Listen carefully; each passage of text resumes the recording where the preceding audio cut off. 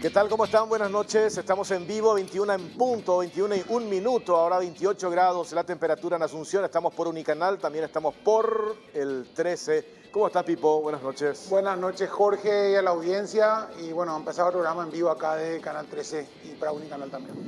Bueno, vamos a ver si podemos hablar con nuestro compañero que está en Concepción. Terrible, Esto que sucedió en la zona norte, en Ex Puenteciño, este enfrentamiento entre policías y aparentemente personas que se dedican al narcotráfico. El reporte que se tiene, 3 policías fallecidos, 1 herido. Vamos a ver si tenemos enseguida, vamos a ampliar detalles de esto que ocurrió. Y lo otro, esto que sucedió también en el hospital materno infantil de Mariano Roque Alonso, la explosión ahí del autoclave, del esterilizador, la puerta que tenía problemas de mantenimiento, que eso me estaban contando, yo hablé con funcionarios de ese hospital que estaban muy preocupados hace rato, que estaban pidiendo el mantenimiento de esos equipos allí en el hospital de Mariano Roque Alonso. Bueno, y uno de esos equipos, la puerta no se cierra bien, empieza a funcionar el equipo y vuela la tapa de la puerta por la cabeza de la enfermera y vuela la masa encefálica, no sabes lo que fue. El relato que me estaban haciendo, ¿verdad? Nosotros vamos a hacer seguimiento mañana, cómo estamos en el Ministerio de Salud en materia de mantenimiento de estos equipos. Son equipos muy delicados que tienen que necesariamente hacerse. Yo pensé que era una cosa así como más sofisticada, vos me decís un autoclave, no, ahí en todos los hospitales públicos. En todos los hospitales, y yo tengo acá fotografías, tengo detalles de lo que sucedió. Hay una nota de reclamo de los funcionarios con la directora de esa institución, que ingresa, por cierto, como directora de esa institución a través de influencias políticas allí, en la zona de Mariano Roque Alonso, pero mañana vamos a hacer el seguimiento de este tema y de paso revisar cómo estamos en materia de mantenimiento de equipos en otros hospitales públicos. Terrible lo que sucedió en el hospital de Mariano Roque Alonso. Y el primer bloque vamos a hablar de vuelta, esto que tiene que ver con la medida, la posición que tienen diferentes gremios de los camioneros. Mañana se anuncian medidas puntuales. Yo no sé si es en coincidencia la hora de estas movilizaciones con la audiencia preliminar que tienen los 5 camioneros hoy procesados, imputados. Yo no sé si eso tiene que ver. Me decía el otro día el fiscal, o uno de los fiscales que toma intervención en esta causa, que le llama la atención de que justo en ese momento ellos también tengan esta movilización que anuncian para el día de mañana por estas indefiniciones en materia de lo que ellos solicitan al Congreso, lo que tiene que ver con eliminar las intermediaciones en el tema de Petropar. Ellos insisten con el tema de reducción del precio del combustible y también lo que se conoce como la ley Riera, el proyecto que presentó el senador Enrique Riera, quien ya está con nosotros. Le presentamos... Sí, presentémoslo a... Enrique Riera, ¿cómo está, senador? Bien, gusto de saludarles y de estar una vez más en Cara Cruz y naturalmente acompañado de estos grandes amigos para debatir temas de interés nacional.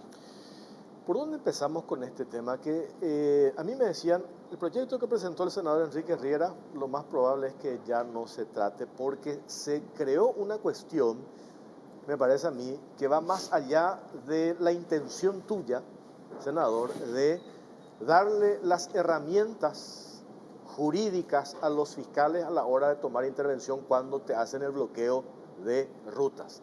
Yo no sé si hay otra pretensión, otra intención de, como me decía el otro día una dirigente de izquierda, si quieren impedir que nos movilicemos, que devuelvan lo robado. Entonces empezamos en un discurso que me parece que estamos desviando el punto principal, el foco de la cuestión, porque el Paraguay, hace 2 años los camioneros cerraron, el Paraguay estuvo, ¿cuánto? Casi un mes, con todas las consecuencias económicas que tuvimos, y ahora de vuelta una semana con todo el perjuicio cuando necesitamos nosotros hacer un despegue en materia económica de manera inmediata, doctor. Y es así, Jorge, esto surgió casi accidentalmente, porque el fin de Semana Santa, una fiscal, Amparo Guarí, dijo, la comunidad le vino a pedir que despegue la ruta, que hable con los camioneros, en fin, la autoridad, ¿verdad?, es conocida en su comunidad y le dijo, no puedo imputar, no puedo aplicar, no puedo hacer nada porque no es delito ni es crimen, no está en el Código Penal. Se publicó en el ABC, ¿verdad? Cuando yo le dije, bueno, o no sabe o realmente está equivocada. Empezó a hablar con mis colegas y efectivamente la figura como tal, bloqueo de ruta, no está en el Código Penal. Y el Código Penal tiene una interpretación restrictiva. Entonces yo me pongo a leer, a averiguar, seguimos hablando con ellos, hablé con penalistas amigos, porque no es mi especialidad, yo hago más civil y comercial, y al final llegamos a una conclusión bastante rara. O sea, había habido bloqueos antes, pero estaban imputados por perturbación a la paz pública, que sí me sonaba la ley 209, coacción en algunos casos, pero nada realmente se cerraba. Había como 8 a 10 posibles delitos, dependiendo si era con o sin violencia. Inclusive la caminera decía que no tenía forma de cerrar porque no sabía cómo era para despejar, porque no le podía multar. Eso nada tan ridículo. Y claro, Pipo, y después vienen los más obvios, digamos, tus socios inclusive te dicen, ¿para qué va a ser una ley si ya está en la Constitución? ¿Verdad? Que el libre tránsito no tiene límites absolutos, es para todos nosotros, a cualquier hora, en cualquier lugar. Nos podemos mover e ir sin tener que pedirle permiso a nadie. Bueno, pero resulta ser que hablé con constitucionalistas, la Constitución es el marco, pero no tiene penas, no tiene jurisdicción, o sea, es inaplicable así puntualmente. Hay que bajarlo a un área operativa. Naturalmente consideramos el Código Penal, y en el Código Penal encontramos los peligros al tránsito terrestre y encontramos el artículo 216, y modificando un inciso de ese artículo, nosotros ya no encontraríamos, no digo nosotros solamente, el pueblo, la ciudadanía, el de a pie, no encontraría otra cosa. Tiene que sacar una foto a la ley para el celular. Cuando encuentra la ruta trancada, se levanta y le dice a la policía, mira, esto está prohibido, está en el Código Penal, es un crimen, ¿verdad? Es un delito. Bueno, a partir de ahí, entonces decidimos modificar y presentar el lunes, ¿verdad? Lo que jamás pensamos que iba a producirse una reacción tan desproporcionada desde dictador, terrorista, criminales, y lo único que estamos haciendo es poner sobre la mesa, en el órgano más democrático del país, que es el Parlamento, el debate, que nunca se hizo, ¿verdad? Y lo otro que claramente hay que decir es que empezaron a montar el relato que vos dijiste, Jorge, de que esto criminaliza las luchas sociales y se opone al derecho de manifestación. Y eso lo que revela es mala fe, ideología de extrema izquierda, o ignorancia. ¿Por qué? Porque el derecho a manifestación está en otro artículo, que es el 32, y tiene su ley propia hace 25 años. Y la ley es la ley 1066, que se llama el marchódromo. La gente cree que es solo en Asunción, pero como toda ley tiene alcance nacional, y en su artículo 15, esta ley que promulgó Yaguas Mossi, hablo del año 97, dice literalmente, y no inventé yo, ni escribimos nosotros, ninguna reunión o manifestación pública podrá bloquear puentes, vías férreas, ni rutas o caminos públicos. Acá está. No lo digo yo, lo dice la ley. No hicimos nosotros. Esto hace 25 años se hizo. La pregunta es por qué, si está en la Constitución y está en esta ley, no se aplica. La respuesta, porque no tiene pena. Entonces no hay otro camino más que tipificar la conducta penal, porque en el fondo el derecho al libre tránsito te perjudican otros derechos, el derecho al trabajo, el derecho a la salud si llevabas a tu hijo al sanatorio, ¿verdad? El derecho al ocio si te ibas a Pirihuy, ¿verdad? Entonces la lógica es que en un contexto democrático todos podamos protestar dentro de ciertas reglas. Las reglas están en la ley. ¿Y qué es lo único que te pide? Vamos a suponer que quieran protestar los docentes, que son la mayoría amigos míos, tengo excelente relación con ellos, algunos inclusive como uno de sus líderes que siempre fue un oportunista, sacó un video, me acusó de todo. Bueno, ¿qué es lo que tiene que hacer? Avisar a la comisaría del lugar. Si está en Asunción acá, si está en Atirá, la comisaría. Dice, bueno, entonces el comisario saca su lápiz y dice, bueno, ¿quiénes se van a manifestar? Y Enrique Riera y Jorge Torres. ¿Por qué se van a manifestar? Porque Pipó maneja la chequera de Unicanal y no paga salario. Fantástico. ¿Por dónde van a marchar? Y por Lambaré derecho hasta la Burrerita. Fantástico. ¿Dónde van a hacer el acto central? Al lado de la Burrerita. Muy bien, déjenos a nuestro cargo, nosotros vamos a protegerle, vamos a ponerle tanto policía, etcétera, etcétera. Está. Entonces, ¿qué hace la policía? Le llama a ustedes. Y vos recibís el cable de tu productora y dice, bueno, mañana se va a protestar, los responsables son Enrique Riera y Jorge Torres, se van a manifestar, van a estar la Burrerita, el acto a las 11. Yo que estoy escuchando, o Paul que está escuchando, dice, ustedes no se van a ir a Lambaré mañana al Jardín de la Paz, y tienen que ir por otro lado, vayan por Félix Bogado, porque en la Burrerita hasta las 11 va a estar cerrado. Nada más que eso. Vos podés hacer lo que quieras, pero vos entonces no tenés el cierre violento, imperativo, sin poder transitar libremente. O sea, uno es un derecho absoluto constitucional, el derecho al libre tránsito, y otro es un derecho constitucional relativo con propios límites. O sea, mi derecho termina donde empieza el de tercero. Yo puedo tener muchísima razón de mi reclamo, pero no puedo cerrar el camino a Paul para que lleve a su hijo al colegio. No puedo cerrar a vos si tenés que venir a laburar acá, tener un contrato, no hay cosa que pagar. No se puede paralizar el país por más legítimo que sean los reclamos sociales. Entonces, la lógica es que la democracia permita el funcionamiento de los reclamos sociales mientras la gente se mueve, trabaja, produce, más aún con el mal humor social que hay, porque estamos saliendo de la pandemia después de 2 años de estar todo encerrado. Entonces vamos a matar el país. ¿Y de dónde salió esta historia? Bueno, ahí es que ya empezamos a acabar, cuando empezamos a ser insultados personalmente, sin argumento, que había una mala copia de lo que pasó en la Argentina con los moyanos, que además manejan ya el sindicato de transporte marítimo. Allá saltaron los marinos, me llamaron a mí, me dijeron: estos tipos están millonarios, son dueños del Club Independiente, y un montón de cosas que yo no conocía. Me hicieron llegar la foto, efectivamente estuvieron asesorando a los nuestros, y bueno, dije: ¿por qué no copiamos las cosas buenas y no las malas? Esta es la historia real del nacimiento. No hay nada, digamos, preparado, ni de sorpresa. Lo único que hicimos fue preparar un proyecto y presentar para discutir. Pero un ratito, senador, queremos actualizar lo de Concepción. Está nuestro compañero Joel Riveros. Joel, ¿cómo te va? Buenas noches. Buenas noches, compañero. Buenas noches a toda la teleaudiencia.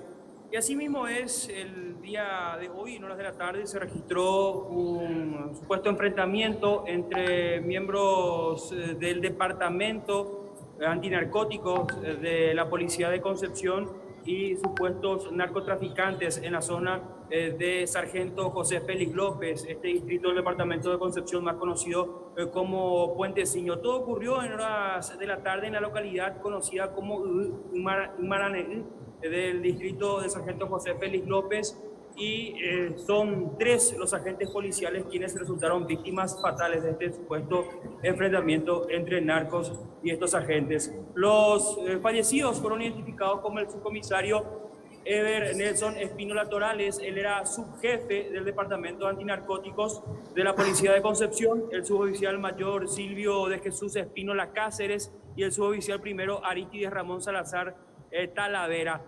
Resultó herido en este supuesto enfrentamiento el suboficial mayor Marciano Flecha Portillo.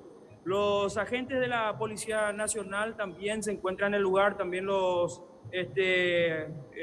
efectivos de criminalística del Departamento de Criminalística de la Policía de Concepción. Los representantes del Ministerio Público también se encuentran en estos momentos en el lugar. De momento no se tiene muchos datos de cómo se registró este enfrentamiento y en qué zona específicamente de esta localidad mencionada ocurrió todo. Ya también intervino en el caso el fiscal Pablo René Zárate, al igual que miembros de la Fuerza de Tarea Conjunta, pero de manera preliminar lo que se tiene es que este enfrentamiento se produjo con narcos de la zona de Sargento José Félix López. Es bien conocido que Sargento José Félix López es una zona también de dominio de narcotraficantes, específicamente traficantes de marihuana. Es la información que se maneja, al menos hasta estos momentos. También se aguarda en el Hospital Regional de Concepción que lleguen los cuerpos de los agentes policiales fallecidos para el la correspondiente inspección médica forense, y al igual que el agente policial que resultó herido. De momento, esta es la situación aquí en la zona norte del país. Nosotros estamos atentos a lo que pueda surgir y poder informar a toda la teleaudiencia. A ver, Joel, una cuestión para precisar. Vos seguís hablando de supuesto enfrentamiento. ¿Está en duda todavía que efectivamente se haya dado ese enfrentamiento? Pero si no hubo ese enfrentamiento, ¿cómo es que se da la muerte de los 3 policías? De momento, porque no salieron las autoridades a mencionar o a dar detalles de lo que respecta a este hecho en sí. El director de la Policía Nacional sí confirmó que precisamente son 3 los fallecidos, pero las circunstancias del hecho aún se desconocen. Es por eso que hablamos de esta manera, pero todo indica de que efectivamente sí hubo un enfrentamiento en el lugar, pero las circunstancias es que se desconocen hasta el momento. Nada más se habla de que serían supuestos narcos de la zona, pero mayores detalles no se tienen aún, pese a que están tanto la cúpula policial como el Ministerio Público, también apoyo de la Fuerza de Tarea Conjunta en el lugar, pero son muy pocos los datos que de momento están brindando las autoridades que ya están en la zona. Joel, los cadáveres y el herido, bueno, los cadáveres por lo menos, el herido ya está en un hospital, pero los cadáveres fueron ya levantados del lugar, ya están en Concepción, ya están donde tienen que estar y se sabe más o menos que murieron efectivamente a balazos de otra cosa. Es lo que queremos saber, porque la duda seriamente puede ser si son narcos o son del EPP o son avigeos, lo que sea, pero fue un enfrentamiento a balazos evidentemente. Sí, los cuerpos de estos agentes policiales presentaban disparos de arma de fuego, es lo que se maneja, es lo que se tiene, no se tienen mayores datos aparte de todo esto. Reitero, se van a trasladar los cuerpos hasta la morgue del Hospital Regional de Concepción. Cabe destacar que la zona de Puentecillos es una zona de muy difícil de acceso, los caminos no suelen estar en buenas condiciones y por eso suele dificultarse el traslado, en este caso de la zona de Puentecillos hasta la ciudad de Concepción. Son aproximadamente 200 kilómetros, el camino está en pésimas condiciones desde hace bastante tiempo y es por eso que aún hay muy poca comunicación con las autoridades que están interviniendo en el lugar. ¿Son antinarcóticos o son policías de la zona? Son agentes del Departamento Antinarcóticos de la Policía de Concepción. Es más, uno de los fallecidos, el subcomisario Ever Nelson Espínola Torales, era subjefe de este Departamento Antinarcóticos de la Policía Nacional.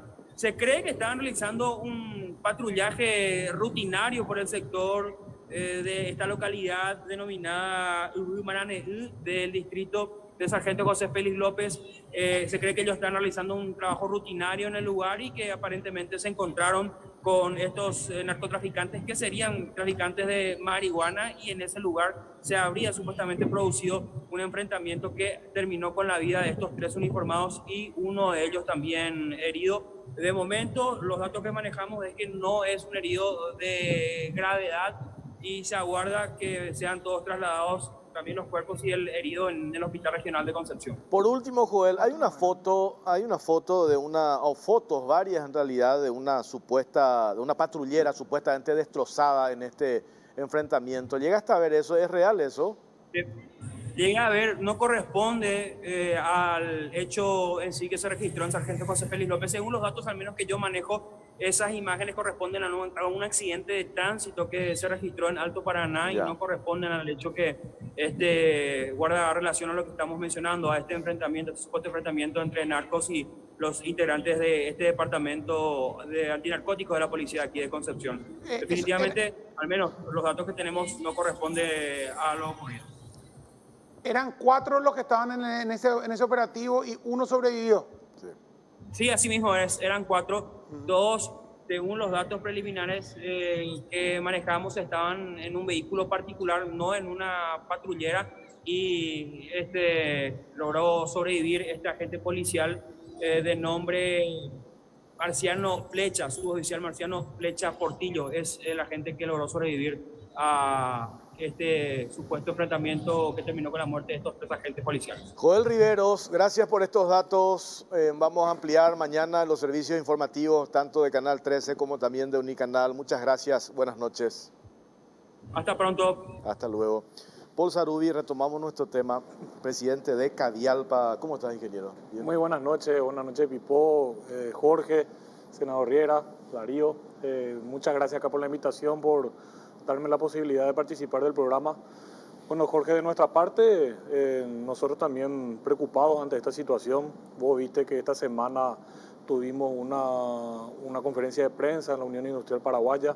Hubieron 73 gremios que participaron de esa reunión ahí, de ese evento. Y dentro de nuestras situaciones diferentes en cada uno de los gremios, nosotros somos muy afectados con esta situación. Ya meses atrás, cuando hubieron estos cierres de ruta, nosotros nos vimos con imposibilidad de inclusive poder continuar con la ejecución de todas nuestras obras. Nosotros tenemos contratos firmados con el Ministerio de Obras Públicas y con otros con otros contratantes y tenemos que cumplir dichos contratos. Tenemos plazos que cumplir, tenemos obras que tenemos que hacer. A veces la ejecución de la obra significa dejar a medio terminar ciertas cosas que si uno no termina en forma, se vuelve otra vez a romper y tiene que volver otra vez a rehacer. Tienen multas, Tenemos multas si es que no cumplimos. Y en esa situación y en esa ocasión, nosotros inclusive nos quedamos sin insumos. Hubieron obras que no tuvieron gasoil, que no tuvieron asfalto, personales que no pudieron llegar a sus lugares de trabajo. Y eso ya no se recupera. Ahora nosotros no tenemos forma de volver otra vez a recuperar de alguna manera todo esos sobrecostos. Los proveedores tenían miedo de transitar, miedo de llegar a los lugares de trabajo. Nosotros tenemos, dependiendo de los tamaños de la obra, hay obras en las cuales hay 400, 500 personas trabajando y es gente que tiene que pagarle los salarios todos los meses y si no trabajas, directamente un costo que va en contra de la empresa. Eso por un lado, y por otro lado ya como empresario, ¿verdad? Como parte de lo que es el sector privado, muy preocupados nosotros porque veíamos que el país iba yendo a un buen ritmo en vías a tratar en algún momento de tener el grado de inversión. Paraguay es un país que tiene un déficit enorme en infraestructura. Hay números que dicen que nosotros necesitamos invertir 17.500 millones de dólares en los próximos años. Parte de eso tiene que ser invertido por el Estado, pero parte tiene que ser invertido por el sector privado. Acá tenemos nosotros herramientas demasiado interesantes como la ley de concesiones, la ley de APP, la 5074, en la cual el sector privado es el que pone los fondos para que se desarrollen esas obras, se puedan ejecutar esos proyectos. Y el dinero es miedoso, cuando ocurren este tipo de cosas, la inversión no viene, ¿verdad? Y eso va a generar de que nosotros este potencial que tenemos como país de seguir desarrollándonos, de trabajar, se vea muchas veces trancado por culpa que no tenemos infraestructura como para poder ser verdaderamente competitivos. Nosotros somos un país mediterráneo, un país en el cual nuestros productos dependen exclusivamente de la logística y ahí es donde tenemos que tener nosotros carreteras, puentes, hidrovías en condiciones como para poder comercializarlos. Entonces tenemos que cuidar esto y creo que todo esto genera una imagen que después a mediano y largo plazo va a hacer de que esas inversiones no se puedan hacer. Don Darío, buenas noches. Esta protesta viene en base al aumento del combustible que aumenta también ustedes el costo del flete y ustedes no pueden trasladarlo a los clientes de ustedes de flete porque estos clientes se niegan a pagar ese aumento. A partir de ahí, esa mesa que se había formado hace unos meses, la anterior protesta en la cual se iban a negociar, buscar un precio de equilibrio, se iban a estudiar los precios, iban a ver las tarifas y trasladar realmente al consumidor, porque al final si sube el precio del combustible y él sube el precio de su construcción de obra, me cobra más caro a mí que soy su contratista, o sea, siempre termina pagando el usuario del servicio. Y acá se produce una cosa muy extraña, el usuario del servicio no quiere pagar y ustedes reclaman que el gobierno solucione y al final el perjudicado es otra gente, no es perjudicada esa gente que no quiere pagar, sino somos perjudicados los demás. ¿Por qué la protesta no es sobre ellos? ¿Por qué la protesta? Yo le decía a un compañero tuyo la otra vez, ¿por qué la propuesta no es vamos a rodear el silo y que no salga nada de su silo si no nos paga lo que tiene que pagar? Que es lo que corresponde, que él pague lo que el trabajo que están haciendo ustedes. Y si subió el combustible, tienen derecho a exigirle que les paguen el precio del combustible nuevo. ¿Por qué no se da así la protesta? Buenas noches, Pipo, Jorge, senador, ingeniero. Bueno, quiero aclarar algo. El sector que yo represento, no nos regimos por el flete que exigen los otros sectores radicales, ¿verdad? Quiero aclarar bien eso. Esa gente radical no nos representa a nosotros. Yo estoy aquí ahora al frente representando a mi ciudad, que es Tomatí, y nosotros nos regimos por otro tipo de flete. Nosotros somos comerciantes de camiones. Vamos y compramos la arcilla en el campo y venimos y le vendemos al olero que hace a mano, ¿verdad? Entonces ahí no podemos regular un flete o levantar el precio porque le perjudicamos al sector más carenciado de Tomatí, que es ese olero que trabaja a mano, o el ceramista que también hace lo mismo, ¿verdad? Y lleva su cerámica y no puede levantar los precios de sus ladrillos huecos, de las tejas y tejuelones porque el mercado es así. Entonces, ¿qué es? ¿Dónde buscamos la ventaja? En la baja del combustible. Sencillamente esa es nuestra lucha. Nosotros no nos enmarcamos con ese otro sector, como dijo el doctor Riera, los moyanos. No, Nosotros somos gente laburadora, gente trabajadora, no cerramos ruta, somos gente de bien, estamos laburando y que pedimos sencillamente una baja en el combustible. Y estamos hace tanto tiempo afuera sin trabajar. Y esa es nuestra lucha. No nos regimos por el flete ni los silos, nosotros no tenemos nada que ver con ese sector. Pero el perjuicio que le generan indirecta, o sea, yo creo que sin intención, pero lo generan al que está haciendo el mismo trabajo ustedes con otro producto o con otra actividad, la no libre circulación. No sé si usted cierra o no cierra, usted me puede decir, nosotros no cerramos nunca, pero lo que pasa es que de repente nos dicen, nosotros no cerramos, y cuando le reclamamos, está cerrado en tal kilómetro, eso no son nuestros, no, eso hacen lo que quieren. entonces se genera una duda ahí que hay. Entonces, ¿cuántos gremios de camioneros hay? ¿Cuántos sectores camioneros hay? ¿Y cuáles son los que cierran? O sea, desmarcarse, decir, nosotros no somos los que cerramos, nunca cerramos, no estamos de acuerdo con los cierres, o ustedes van a apoyar igual a ese grupo. Desde un principio nosotros nos marcamos así, ¿verdad? Sin cierre de ruta, al costado de la ruta. Habrá visto lo que fue la manifestación en Naratirí. Ese es un sector totalmente distinto a los graneleros, a las carretas o a los que exigen flete o los que exigían otras cosas y siguen exigiendo cosas descabelladas, ¿verdad? Nosotros sencillamente, nuestra lucha empezó y sigue por el tema del gasoil. Nos reclamamos otra cosa. Acá, ¿ustedes pedirían que el tema sea la liberación de la compra de Petropar, pueda comprar Petropar directamente? Y es una ayuda, Sí. por lo menos va a alivianar a esto. Nosotros apelamos a las autoridades que si se consigue eso, conseguimos eso, bueno, vamos todos a laburar. Nosotros no vamos a laburar. No sé, hacia el norte o otros esos lugares de piquetes, como le llaman, radicales, donde eso no va con nosotros. Nosotros estamos totalmente trabajando de otra forma. Acá es donde, senador Riera, a partir de esto que aclara y esta salvedad que hace Darío Toñanes, dirigente camionero de Tomatí, cuando se contaminan los tantos. Es un reclamo natural, legítimo, que él como gremio, el que representa, lo hace y aclara él, nosotros no somos los radicales. Y donde perdón que use el término, iba a usar otro término, se desvirtúa una movilización natural, legítima, como la que expone Darío Toñanes, cuando aparecen estos radicales. Entonces, cuando aparecen estos radicales, ya te genera dudas. ¿Por qué? Porque tenés el antecedente que mencionaste, cómo están los moyanos en la Argentina, y tenés el antecedente de que 5 de ellos están procesados, están imputados por supuesta, porque mañana se va a sustanciar la audiencia preliminar, recién supuesta extorsión. Entonces, ¿cuál es el interés real? Hay un interés, como me decía tu colega Sergio Godoy el otro día en la radio, parece que algunos dirigentes, colegas tuyo, Darío, vieron el billete detrás de esta movilización, están detrás del billete, como pasa en la Argentina con los moyanos, que hoy son todos ricos. Entonces vieron el negocio, deslegitima la lucha natural y legítima que hacen ustedes, así es, senador. Yo creo que sí, ¿verdad? Es un principio que los paraguayos todavía tenemos que aprender, ¿verdad? Es el generalizar, meterla toda en la misma bolsa. Nos pasa a los políticos, le pasa a los empresarios, le pasa a los periodistas y ahora le está pasando a los camioneros, ¿verdad? Yo creo que ese es el reclamo que uno quiere escuchar, ¿verdad? Y por otro lado, también nosotros tenemos muchas limitaciones y muchas dudas, ¿verdad? Petropar es árbitro o es jugador, ¿verdad?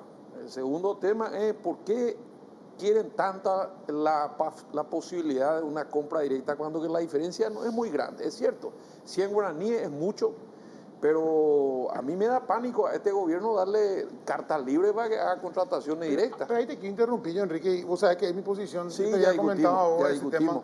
tema. Yo estoy de acuerdo en lo que dice él y en lo que dice el gremio de Petropar, porque hoy en día se le está comprando a quién sabe quién, con Sí. intermediación de quién sabe, ya sabemos quiénes, siempre son los mismos, hace 60 años son los mismos, ¿verdad? Pero intermediarios, fleteros, fletes de sobrefacturados, combustibles sobrefacturados, siempre son las mismas empresas amigas, que es un gran negociado el combustible. Yo entiendo que darle otra arma más a estos delincuentes es peligrosísimo, pero hoy tienen una arma mucho peor, que es la de decir, no, nosotros compramos caro porque no nos dejan hacer. Cuando vos le dejas hacer, lo que yo creo que esta ley tiene que salir con alguna cláusula en que se ponga algún tipo de control estricto y publicación, o sea, se hagan públicas las compras y las operaciones que se hacen, porque hoy en día viene Lichi con cara de situación, nos miente a todos, nos dice, yo compré, subió, ¿y cómo subió? Y no sé, esta es mi construcción de costos, y te muestro cualquier papelito que no sirve para nada, nadie entiende. No, yo te diría que en el fondo estamos de acuerdo, Pipo. Y la norma básica es cuando mayor discrecionalidad tiene el sector público, más control necesita, ¿verdad? Sí. Más transparencia, ¿verdad?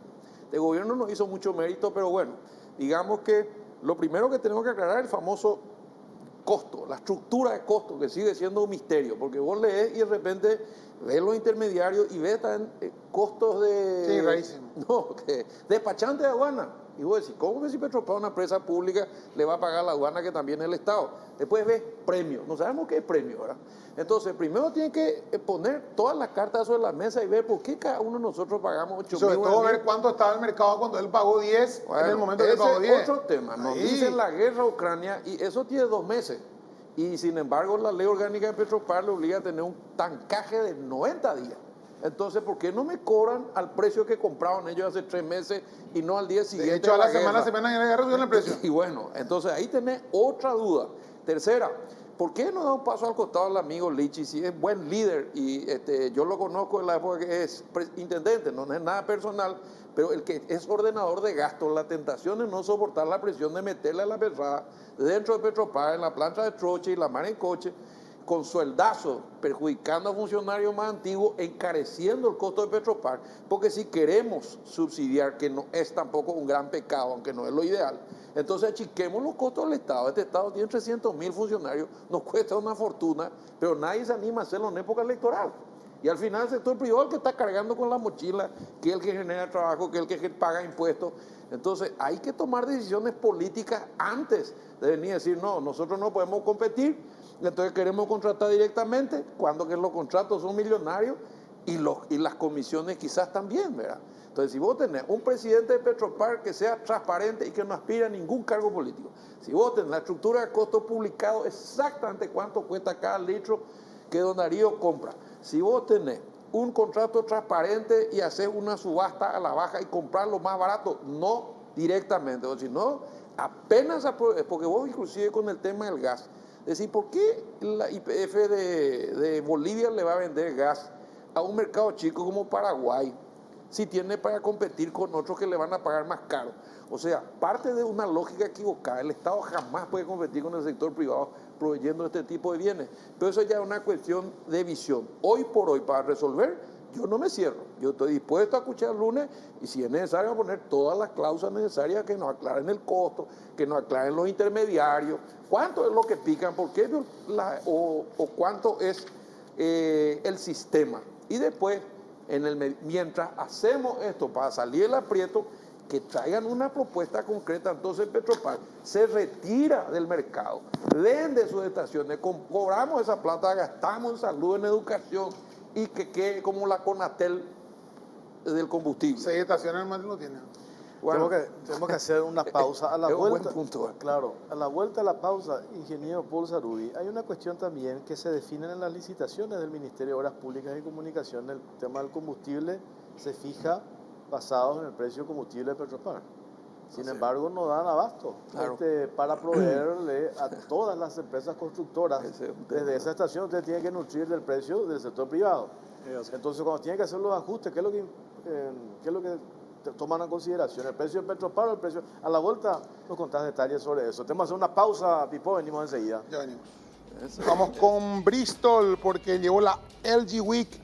Aprovecha una semana de ofertas imperdibles en todos los productos de la reconocida marca LG. Además de con tus compras del 18 al 24 de abril, en realidad, oye, ya 24, ya pasó esta semana, esta es la semana que viene, perdón. El 25 al 29 de abril podés ganar un TV LG de 65 pulgadas 4K. Esta super oferta sigue, televisor LG Smart de 32 pulgadas. Precio normal, 18 cuotas de 288.000 guaraníes. Hoy, 18 cuotas de 159.000 guaraníes. Bristol, la mejor casa de electrodomésticos del país. Viaja tranquilo con Banco Basa, pagando hasta en 12 cuotas, sin intereses, con tus tarjetas de crédito en todas las agencias de viajes y aerolíneas del país. Banco Basa, cuando quieras, estamos.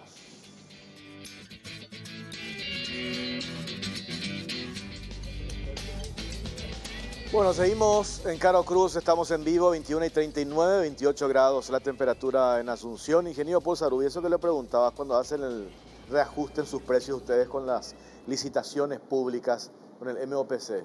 Les pide hacer el reajuste basado en el precio Petropar. ¿Es así? Sí, nosotros tenemos los precios bases de las licitaciones en los cuales firmamos nuestros contratos, pero dentro de ese contrato hay otra vez una fórmula de reajuste en la cual nosotros podemos ir reajustando los precios en base a los aumentos de los diferentes insumos.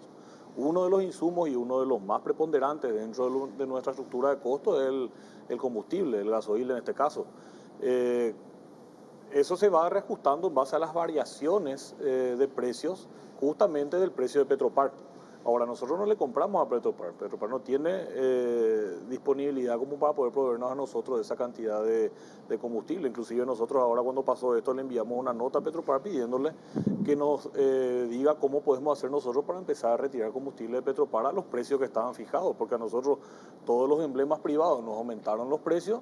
Nosotros no podemos reajustar porque el precio de Petropar no varió y es directamente un sobrecosto que nosotros tenemos que ya no tenemos cómo recuperar. Ese es un problema que normalmente pasa. El mismo problema que suele pasar a veces con el cemento, ¿verdad? El cemento también se reajusta en base al precio de la INC.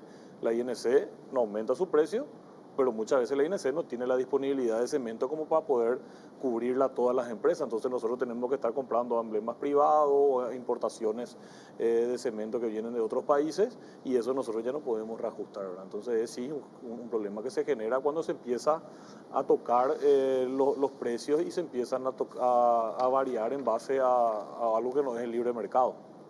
Darío Toñane, ¿ustedes qué van a hacer mañana? ¿Se suman a esta movilización anunciada por diferentes sectores, gremios camioneros, de vuelta con algunos bloqueos? Entendemos la posición de tu gremio, que no están a favor de los bloqueos. ¿Por qué van a hacer mañana ustedes? Nosotros seguiremos apostados allá en Tomatí, en Virgen del Camino, que es un lugar así emblemático de Tomatí, ¿verdad? Al costado de la ruta, así que ahí, y en varios otros lugares, pero en la zona de Cordillera. Sencillamente al costado de la ruta. ¿Llegaron a conseguir combustible usted a los precios anunciados o fue difícil también conseguir combustible para ustedes en ese momento que Petropar tenía esos, ¿cuántos? ¿15 días, bro? 18 días. 18 días. ¿Llegaron a conseguir libremente, fácilmente o fue complicado? Bueno, se complicó un poco los primeros días, pero después se fue normalizando. Hay una sola estación de servicio de Petropar en Tomatí, ¿verdad? Para 700 camiones, ¿verdad? Pero nos arreglamos, o sea, al principio se trancó un poco el propietario de esa estación de servicio, pero después se fue acomodando. Cuando ustedes le proponen en un momento dado una tarjeta de descuento, un precio especial para ustedes, ¿ustedes estaban de acuerdo con eso o también estaban en la postura de no, o para todos o para nadie? Para todo, desde un principio. Incluso cuando conseguimos esos 1000 de rebaja con Petropar, fue una lucha porque hasta 900 guaraníes nos ofrecieron a nosotros solamente los gremios de camiones, ¿verdad? Y la lucha era para todo el pueblo, ¿verdad? Para toda la ciudadanía. Y ahora nos ofrecieron otra vez esas tarjetas, pero no nos convencen. Hay emblemas en Tomatí que ahora mismo está vendiendo más barato que Petropar. 7.900 el gasoil. Hay un detalle que yo también quería mencionar para tener un contexto más general, ¿verdad? Lo primero es la falta de definición y liderazgo de un camino claro, previsible, como decía el ingeniero Saruy, del gobierno, ¿verdad? En una semana, primero empezamos subsidio a Petropar, 3 días después, con justo reclamo los emblemas, o para todo o para nadie, subsidio a todos los emblemas, de un préstamo de la Corporación Andina de Fomento, o sea, nos íbamos a hundir 100 millones de dólares más en un mes, y el viernes anular las 2 primeras, y volvimos a foja cero, mientras tanto todo el sector productivo manos arriba, porque ahí hay que señalar, como bien decía Paul, que por ejemplo los productores de huevos dicen no todos los camiones tienen refrigerado, entonces no les pueden contratar ni aunque quieran, porque se pudren los huevos que son parados en la ruta. No, lo mismo pasó con los productores de leche. Tuvieron que tirar la leche en un país donde hay necesidades vitales, ¿verdad? Y el otro dato que me dieron real es que como salió un 70% menos de soja, que tanto satanizaban la soja algunos, ¿verdad? Hay 260.000 viajes menos.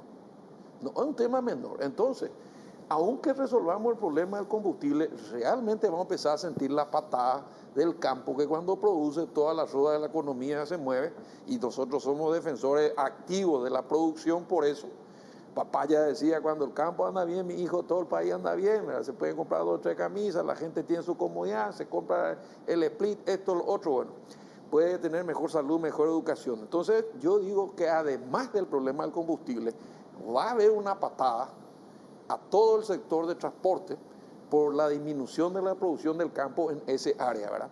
Y el gremio de Don Darío podría absorber otros viajes, pero para eso tenemos que tener los caminos despejados.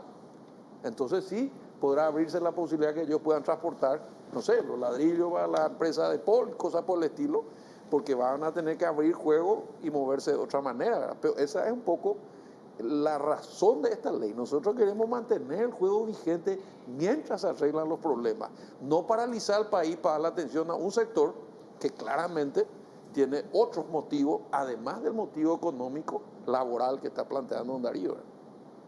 Acá nomás hay una cuestión, que de vuelta este anuncio que hacen para mañana el grupo de Juan Villalba, compañía, Almirón, que tiene el hermano hoy que está procesado por el tema de esta supuesta extorsión. Yo digo, cuando ellos anuncian de vuelta estas movilizaciones y se mantienen en la posición la reducción del precio del combustible, que podemos estar o no de acuerdo, ¿verdad? Aunque de todo le podemos culpar al gobierno de Marito, menos del tema de la suba del precio del combustible. Sí. Vengamos, estamos de acuerdo con eso. Hasta cierto punto, como una cosa que habló Enrique es el tema de por qué subió el combustible el día 2 de la guerra si el combustible no estaba comprado. Eso fue una decisión política de Petropar. Claro, no, pues ese es Petropar nomás, Claro. en general digo, o sea, Sí, eso se reduce todo a Petropar, ¿verdad? Yo no sé si están en condiciones, como deciden ellos, de ser efectivamente reguladores, ¿verdad? Ya está, con el 13-14% del mercado, pero esa es otra historia. Y esta indefinición que mencionaste, senador, por parte del gobierno, que aprueban un proyecto que entre paréntesis nadie quiso dar la cara. Así es. Yo le busqué a un referente, a un vocero del gobierno, y dice, pues es una ley que vino del Senado. Le preguntábamos al presidente Petropar, y dice, nosotros no estábamos de acuerdo con esa ley, porque ¿quién es lo que entonces acompañó y promovió este subsidio solamente para Petropar estos 18 días? Nadie dio la cara, nadie se quiso hacer responsable de eso. Y la última prórroga, pero que te interrumpa, Jorge, tampoco nadie dio la cara, Claro. y fue el oficialismo el que pidió patear de vuelta el fin de semana. No fuimos nosotros, digamos. O sea, eso es lo que desconcierta un poco, ¿verdad? Claro, y ahí nomás voy, y para cerrar esto, esa indefinición por parte de un gobierno débil, por parte de un gobierno que ya los camioneros hace 2 años cerraron un mes y probaron, y había un flirteo por parte de algunos dirigentes políticamente con el vicepresidente, a Saracho se lo ve en un acto político, entonces hubo un flirteo, un coqueteo, entonces dijeron, hace 2 años no salió muy bien la historia, probemos de vuelta ahora, pero el costo. Y ahí es donde a todos nos preocupan, cuando 73 gremios se juntaron y dijeron, pero esperemos un poco, que algo está pasando acá. Necesitamos nosotros un despegue, los números en materia económica nos dice que va a ser un año desastroso, sí. Inflación, lo que sea, lo que mencionaste, lo de la soja. Entonces vamos a poner esto que mencionás, por eso yo decía hoy en un artículo, cuidado con satanizar, una cuestión práctica me parece, ¿verdad? Porque mientras el gobierno no se define, falta de previsibilidad, y hay un sector del grupo de ustedes, los camioneros, que tienen otros objetivos, las reglas tienen que estar claras para que el país siga su curso y para que la economía no pare. Entonces, por eso me parece que este proyecto tuyo, senador, cuando se instala y de manera malintencionada, sí, que se pretende criminalizar o se pretende impedir las movilizaciones. Yo estaba revisando tu proyecto, pues no dice impedir las movilizaciones en ningún lado, ¿verdad? No, y te hago una aclaración ahí importante. Yo tuve en un programa de unos colegas tuyos un debate muy grande con un abogado muy prestigioso y capaz, que es el doctor Preda, a quien respeto y aprecio aunque no coincida. Y él nos decía a nosotros con sapiencia, ¿verdad? Y obviamente para nuestros detractores nos pasó el trapo, nos reventó, nos pulverizó la teoría, de que hay cerca de 9 o 10 figuras que pueden configurarse con el cierre de ruta, ¿verdad? Pero la verdad es que ni uno habla de cierre de ruta o bloqueo, no está tipificado el delito. Y entonces todo el mundo se tira la pelota y nadie resuelve, ¿verdad? Entonces la tipificación del delito, porque él decía, bueno, yo llego y encuentro la ruta cerrada y no me dejan pasar, no es privación de libertad, pues yo puedo volver y volver. Pero ¿cómo que uno va a volver en su país si se quiere visitar a su amigo, a su pariente, o salvar una vida, o firmar un contrato, o traer hacer un negocio, ¿verdad? Entonces ahí es donde yo empecé a darme cuenta, dije, bueno, ¿cuál es el bien jurídico protegido, como hablan los penalistas? El bloqueo de ruta. Eso es lo que tengo que encontrar. Y si eso no está, los muchachos no aplican. Entonces el doctor Preda, con mucha buena fe, y yo inclusive traté de ser lo más respetuoso, dije, bueno, desde la teoría, desde la academia, pero realmente, porque él dijo, bueno, vamos a hacer manuales para capacitar a los fiscales, y vamos a hablar con los jueces. El Calco sabe que puede hacer si quiere, pero no quiere hacerlo. Claro, y la policía también tiene que mantener el orden público. Ni siquiera necesita un fiscal de policía. Claro, pero no tienen una señal clara de despejar la ruta. Y entonces, ¿qué es lo que? Entonces yo le dije con mucha franqueza, pero doctor, cuando sean condenados los que hoy están procesados, que yo le procesé, le dije, mira, el juicio de Walter Bueno duró 17 años, ¿verdad? ¿Qué proceso termina en 6 meses? Y mientras tanto, Darío, eso van a tener que esperar. Y el ingeniero Salud va a tener que esperar a que sea condenado uno para que la norma que le aplicaron. No, pues. Y pues hay otro tema más finito jurídico. Él decía, esto es coacción porque te obligan a hacer algo que vos no querés. Bueno, fantástico. Y si dejan los camiones y se van a tomar TR, no hay fuerza. No hay un elemento, no se puede aplicar la norma. Vamos a estar dándole otra vez un flanco innecesario. Cuando, ¿qué es lo que nos cuesta poner como bloqueo de ruta? Entonces, no hay excusa. Ahí está la norma, aquí está la pena y terminó la historia. Podemos inclusive discutir la pena. Podemos poner sin violencia 3 años, con violencia 6, para darle más aplicabilidad a la norma. Pero no hay otra forma de hacerlo. Y le dije más. Cuando vino el alemán Schoner, que es el que hizo este código, que ya tiene 25 años, hubo una gran discusión donde uno de los protagonistas fueron los sectores de la producción. Le dijeron, mira, no es lo mismo robar esta copa que robar animales. Se llama abigeato.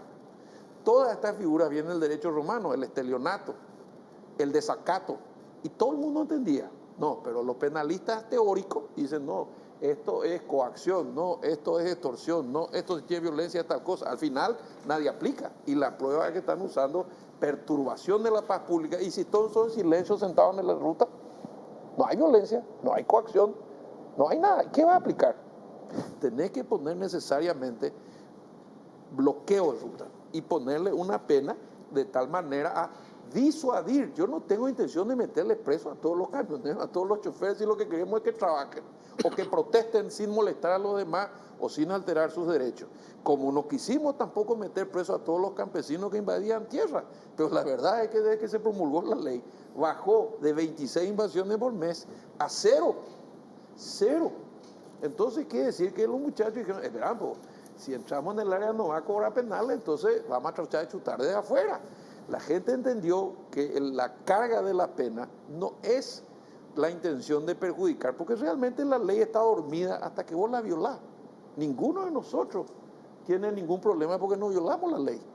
Pero si violás, tenés que saber que tiene que haber una conducta punitiva, si no, no podemos ir así. Entonces yo creo que este es el caracol del asunto, Jorge. Poner un inciso en la ley que le permita a los jueces, a los fiscales, a los policías, a los que quieren trabajar, le dicen, señores, está escrito, ya no hay más excusas, no es esto, no es aquello, ya tenemos jurisdicción, ya tenemos juez, ya tenemos fiscal, ya tenemos procedimiento, está todo, porque está metido dentro del cuerpo orgánico.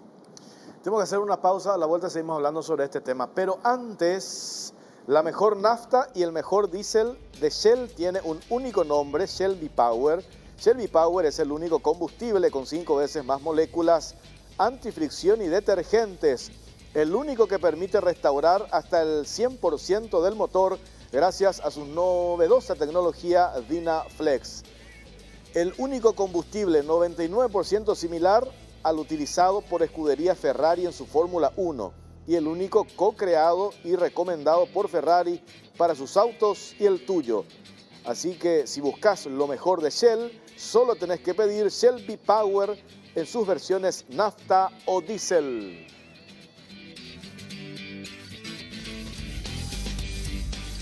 Bueno, seguimos en Cara o Cruz, estamos en vivo y en directo. Acá estoy leyendo una publicación, Diario Hoy Digital, dice camioneros retomarán movilizaciones desde el lunes, pero sin realizar rutas. Nosotros hablamos con algunos líderes y dicen, nosotros no estamos de acuerdo con los cierres de rutas, pero algunos de los integrantes de nuestro gremio, por iniciativa propia, agarran su camión y ponen en el medio de la ruta y no puede pasar nadie, ¿verdad?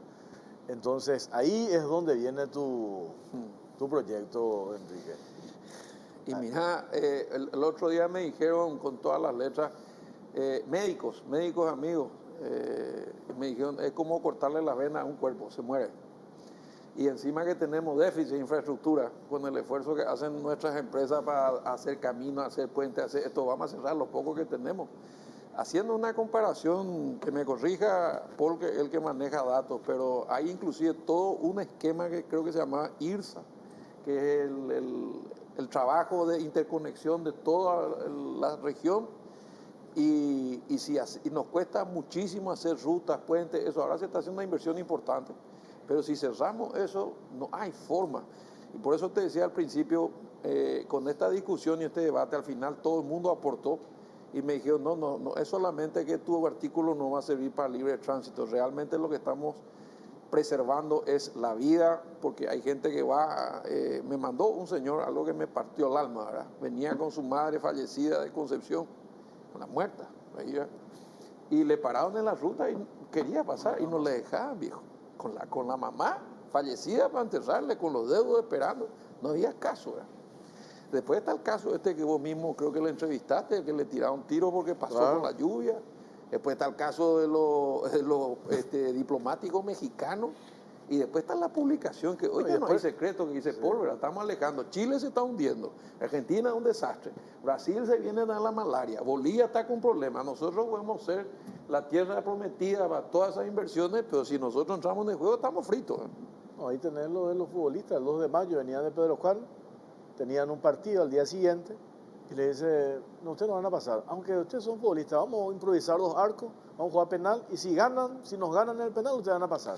Imagínate el nivel de... No, y como no hay argumentos, Jorge, y ahí sí digo lo que estábamos hablando fuera de micrófono, ¿verdad? Hay colegas tuyos, por razones que desconozco, pero presumo, entraban en lo ridículo, ¿verdad? Dicen, bueno, entonces no se puede hacer la procesión de Cacupé. Entonces, no sé, si Cerro sale campeón de la Copa Libertadores, entonces no podemos celebrar. Y al final, es ignorancia o mala fe, porque en la ley que regula la manifestación pública está todo previsto. La manifestación religiosa, la reunión de los partidos políticos, las reuniones deportivas. ¿Quién piensa que por un festival de rock o una maratón, quién no paró para que pasen? Esos son hechos espontáneos, son naturales. No es cerrarte una ruta 10 horas. Yo le llegué a decir a una colega tuya, ojalá no te toque venir de Ciudad del Este y quedarte en el kilómetro 110 de noche. Mira, monta a la derecha, monta a la izquierda, tus niños llorando, quizás uno necesite algo, no tenés médico, no tenés agua, no tenés alimentos, no podés dejar tu auto, no le podés pisar a tus parientes, no llegaste, todo el mundo se preocupa. Pero ¿por qué? ¿Con qué derecho te pueden generar esta situación? Es imposible mantener un país que quiere desarrollarse y llegar al grado de inversión si esto no resolvemos ahora. Entonces yo inclusive llegué a decir, y esto sí es provocativo, porque yo reconozco que a veces soy un poco el pararrayo de todo esto, ¿verdad? Para algunos sectores progresistas de izquierda, si es que no invaden propiedad y si es que no cortan rutas, ¿qué hacen, verdad? ¿Qué hacen? ¿Cómo van a generar atención? Y esto es lo que molesta, porque algunos somos libres de decir lo que pensamos y creemos sinceramente que representamos al sector de la tierra, del campo y del trabajo. O sea, queremos que el Paraguay salga adelante. No hay otro camino que la inversión pública o privada, nacional, internacional. Y para que esto funcione, la economía no puede parar y las luchas sociales tienen que ser en simultáneo, en paralelo. Siempre va a haber un pueblo movilizado, siempre va a haber reclamos sociales, pero mientras tanto tenemos que dejar que el pueblo trabaje en lo poco o mucho que haya, porque esto lo único que hace es agravar la situación que estamos. La verdad que que vos le digas progresista a ese sector es justamente lo que ellos quieren, que vos le digas progresista, entonces vos sos el retrógrado, pues. Claro, es el juego que se ha montado siempre acá, ¿verdad? Sí. O sea, o sos progresista o sos el diablo, ¿verdad? No, y ellos te inventan, Pipo, vos sabes, vos que lees mucho también. Yo ando todo el día leyendo por qué fracasa la democracia, por qué algunos países avanzan, qué pasa con el populismo, y siempre inventan un héroe y un villano, ¿verdad? Sí. Necesita un villano. Y siempre buscan un culpable, ¿verdad? Pero nunca se miran al espejo, ¿verdad? Que lo único que ellos plantean es repartir lo que otros producen, ¿verdad? Preguntarle a la mayoría de sus líderes si alguna vez administró una despensa, si alguna vez manejó un camión. No es así, no trabajan, amigos. Lo único que hacen es tratar de identificarse con el mal humor social y tratar de sacar provecho político de eso, destruyendo el sistema. Y la mayoría de ellos, y no es mi impresión, en toda la región sube gracias a la democracia liberal, al equilibrio de los poderes, la separación de los poderes, la libertad de prensa, la libertad de expresión, la libertad de movilización. Y una vez que sube, no se van más. este amigo Boric de Chile acaba de aprobar la constitución de reelección indefinida. ¡Wow! Y tiene 35 años. No sé cuánto van a tardar en sacarlo. Y en Chile, con todos los errores, porque todos conocimos Chile, de cada 10 chilenos, 9 estaban fuera de la pobreza. Un 10% todavía tenía dificultades. Difícil luego llegar a cero, salvo algunos países desarrollados o nórdicos, ¿verdad? Pero en ese caso, ese 10% empezó también una marcha pacífica. Y por el tema del pasaje del metro. Después se volvió violenta. Después rompió un vidrio. Después quemaron autos. Después quemaron 100 iglesias. Después hubieron 100 muertos. Cuando terminaron la constituyente, desapareció el Banco Central, desapareció el Senado, quieren nacionalizar los fondos del cobre y proclamaron la reelección perpetua. Yo no quiero eso para Paraguay y tengo legítimo derecho a plantarme, a levantarme, aunque me llenen de bleques sus trolls. Ustedes son especialistas, ustedes tienen más roce que yo, por el sencillo hecho de querer mantener el Paraguay pujante, funcionando. Y claro que hay que escuchar los reclamos. Nadie habla de perseguir, ni garrotear, ni meterle preso a todo el mundo. No, vamos a escuchar los reclamos. Si yo me voy con mi auto a visitar a unos parientes o a jugar un partido de fútbol a Ciudad del Este y veo los camioneros, los docentes, los campesinos, todo el mundo reclamando con su pacata, con sus llaves, con esto, ¿verdad? Y entonces yo voy a pasar tocando bocina, pero yo voy a poder transitar. Y me dicen los perros, y acá quiero llegar. Es la única forma que nos escuchen. ¿Habrán escuchado también esa excusa? Sí. Bueno, ¿y qué quiere decir eso? ¿Cuál es el mensaje que manda? Que la presión política, que la presión de la movilización popular tiene más fuerza que la ley. Es la colectividad, no el individuo. Nosotros protegemos al individuo, ¿verdad? Vos podés hacer lo que quieras, te dijimos. Esto es democracia, esto es libertad. Ellos no, ellos son tribu. Vos fíjate que ellos no se preocupan por el derecho de Juan o Marta, él o la homosexual, sino es el colectivo LGTBI. Vos fíjate que ellos no dicen Darío el camionero, dicen el sindicato el camionero. Es lo colectivo lo que manda, no el individuo. Entonces no es Juan Pueblo, es la tribu. Entonces todo esto tiene una concepción política, ideológica, y en ese juego están algunos camioneros, como explicaba muy bien Juan Darío. Y él quiere trabajar como paraguayo, otra cosa, ¿verdad? Entonces, en el fondo, todos los populismos, lamentablemente, terminan en tiranía. Porque llega un momento que no hay referee, no hay campeonato, no hay fecha, no hay equipo, no hay camiseta, no hay arco, se pincha la pelota, se cae el estadio, entonces es un guarará y entramos en la democracia de hinchada. El que grita más tiene la razón. ¿Y quiénes pierden? Los débiles. Y ellos dicen, como decía Paul, porque 73 gremios nos apoyaron, que nosotros defendemos a los poderosos. Y es mentira, con todo respeto a los poderosos, ¿verdad? Usan sus aviones, ¿verdad? O se van sus empleados. Pero no son ellos los personalmente perjudicados. El perjudicado es el tipo que viene colgado un micro de Encarnación y se queda 7 horas en la ruta. Esa es la verdad. Nosotros tenemos que resolver el problema social, pero tenemos que dejar que el resto haga lo que tiene que hacer. Bueno, tenemos derecho a violar el derecho de tercero. No es mi opinión, está en la Constitución. Paul, usted, el otro día hablábamos también con un representante de otro gremio de la construcción y nos pasan números de las consecuencias en materia de pérdida para el sector. Usted ya tiene una deuda histórica, creo que con el MOPC, no sé si ya llegaron a cobrar casi 300 millones de dólares. Qué bárbaro. Que hasta ahora no cobran. El otro día hablábamos, me decía, este es un sector que da mano de obra a 300.000 personas, directo o indirectamente. Y este tipo de medidas otra vez viene a trancar todo, ¿verdad? A contaminar todo. Entonces, por eso supongo yo que el comunicado que el otro día leíamos por parte de ustedes, que no se puede trabajar y definir, definir políticas públicas basadas en la extorsión, ¿verdad? Como la que se interpreta que hace esta gente que bloquea ruta, ¿no? Sí, totalmente, Jorge. Nosotros, desde el gremio que nos toca estar, vemos ya como el país en estos últimos años fue avanzando muchísimo. En los últimos 10 años claramente hubo una política de inversión en infraestructura. Nosotros veníamos muy contentos con eso, ¿verdad? Entendemos de que la inversión en infraestructura es una herramienta y es el motor que va a hacer que este país pueda desarrollar todo ese potencial que tiene como país productor. Fuimos aumentando esa inversión en los últimos años y hoy el sector de la construcción es un sector que mueve un 6% de toda la economía del país, da empleo a más del 8% de toda la mano de obra que se tiene en el país de manera directa, a veces hay que sumarle toda la mano de obra indirecta.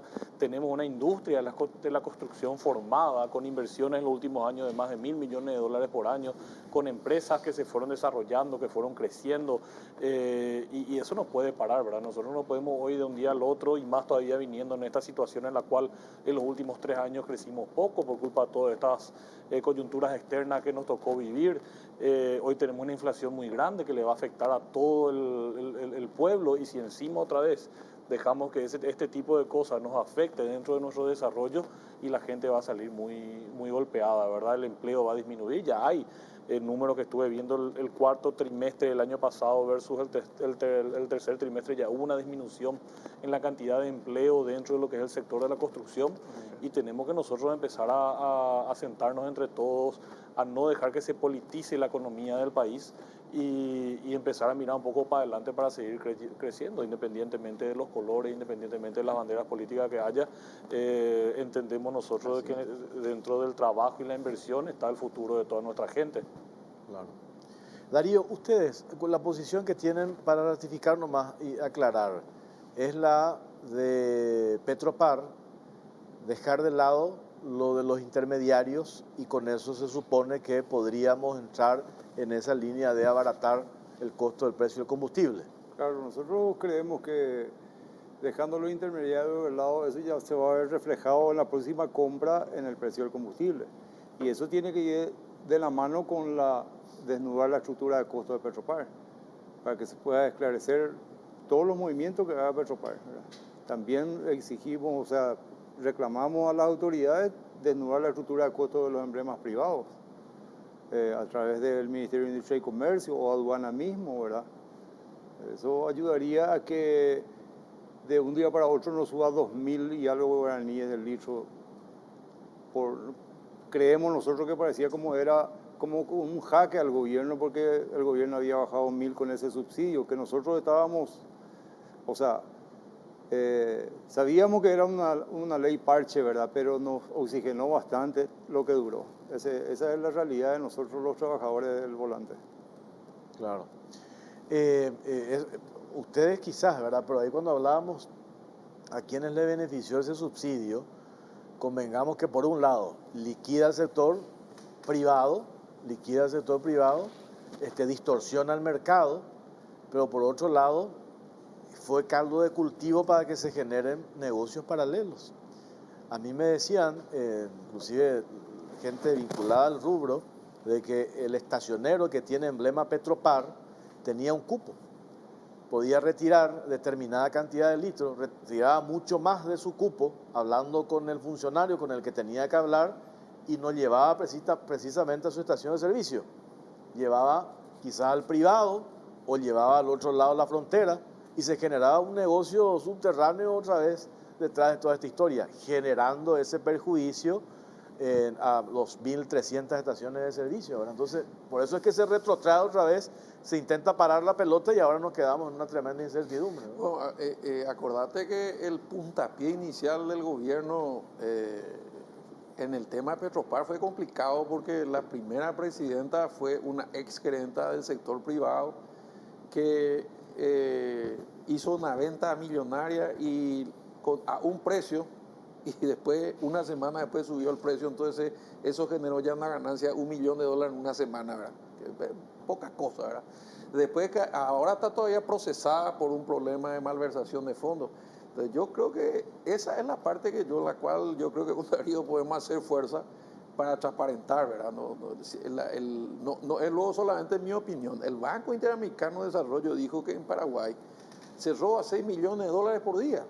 Entonces, 1.800 millones de dólares año, es casi el 15% de nuestro presupuesto general de gastos del año 2022, que es 13.000 millones de dólares. Entonces, si vos querés tener discrecionalidad, si vos querés tener posibilidad de negociar para, con legítimo interés, ayudar a un sector que hoy está afectado, bueno, entonces demostrar buena voluntad, poner a alguien al frente que sea transparente, mostrar la estructura de costos, hagamos una ley que realmente permita que no se robe, ¿verdad? Porque directamente, como decía Paul recién, al final, ahí otra vez estaba yo pensando mientras él hablaba, ¿quién es el que se perjudica? Bueno, además de los empresarios que pagan impuestos, que generan puestos de trabajo, es el obrero que el día a la noche le dice, mira hermano, no hay trabajo porque no puede llegar combustible porque está cerrada la ruta. O sea, al final, que ese vive al día y que llegue a bancar a la familia se quedó colgado. ¿Y a quién le cobra eso? Claro. ¿Cómo recuperar? No hay forma de sostener eso. Por eso es que tiene que seguir las conversaciones, pero no se puede paralizar el tránsito, ¿verdad? Esta norma, para volver al monotema y ratificar, solo pretende proteger un bien jurídico, el libre tránsito. Todos los demás están cubiertos en el Código Penal, fantástico. Pero esto lo que queremos es que el que cierre la ruta tenga una sanción ejemplar para que no se produzca esto, para que no afecte a la inversión y al crecimiento, ¿verdad? Clarísimo. Gracias, Darío, por tu tiempo y por venir a compartir con nosotros. Muchas gracias. Gracias a ustedes por la invitación. Ingeniero Paul Sarudi, muchas gracias. Gracias, Jorge. Siempre un placer estar contigo. Con el equipo. Senador, ¿qué es lo que tenemos pendiente esta semana en el Senado con este tema? Por un lado, lo de dejar de lado la intermediación, lo de Petropar, y por otro lado, el proyecto tuyo. Sí, señor. Bueno, vamos a ver si se expiden las comisiones, ¿verdad? Acordate que un sector de nuestro partido está aliado con el sector de la izquierda y construyó una mayoría. Y ahí adentro lo que no sabemos qué está pasando, porque de repente lo escuché yo al presidente del Senado, yo estaba atrás, ¿verdad? Y dijo, no, nosotros llegamos a un acuerdo que si cierran la ruta se acabó el diálogo. Dije, fantástico. Entramos adentro y ya estaba cerrada la ruta, ¿verdad? Entonces, y cuando estamos adentro y se iba a tocar la ley de Petropar, sobre tabla, fue el oficialismo el que pateó, diciendo, no hay suficiente datos, esto es muy delicado, qué sé yo. Entonces los camioneros que había sido que estaban en el despacho para celebrar la ley, se retiraban molestos. Entonces, no entendemos qué es lo que está pasando, ¿verdad? Sí. Pero ese es el tema. Vamos a tratar seguramente, escuché que el presidente dijo que iba a convocar una extraordinaria el lunes. Sí. Y si las comisiones se expiden sobre este proyecto, tendríamos que tratar el jueves. Senador, gracias por tu tiempo, muy amable. Al contrario, gracias a ustedes y un gusto compartir con los amigos. Salario mínimo, a la vuelta de la pausa hablamos con dos referentes de los sindicatos. Ya venimos.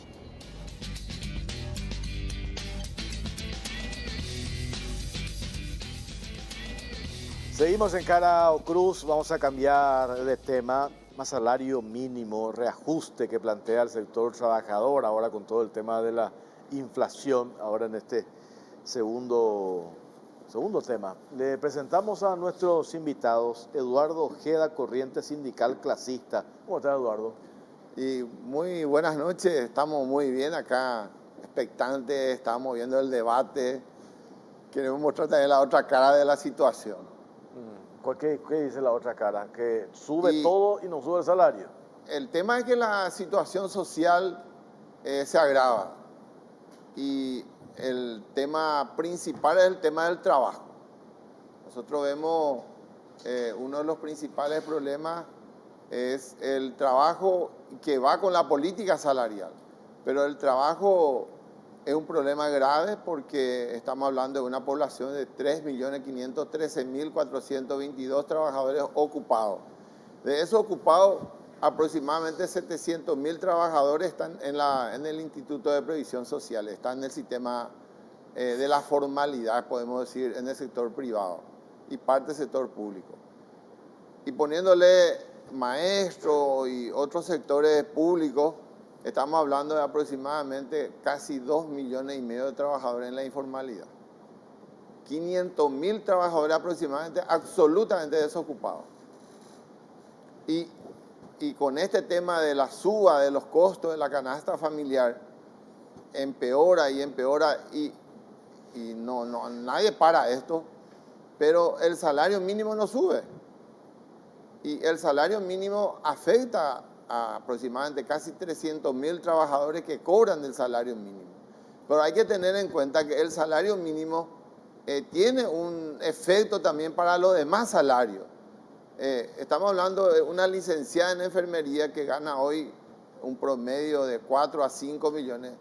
Entonces, cuando esa profesional universitaria, profesional, ganaba el salario mínimo, era 1,5 millones.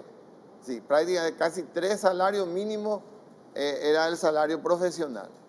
Y ahora prácticamente con el costo de vida real, ese trabajador profesional está ganando un salario mínimo.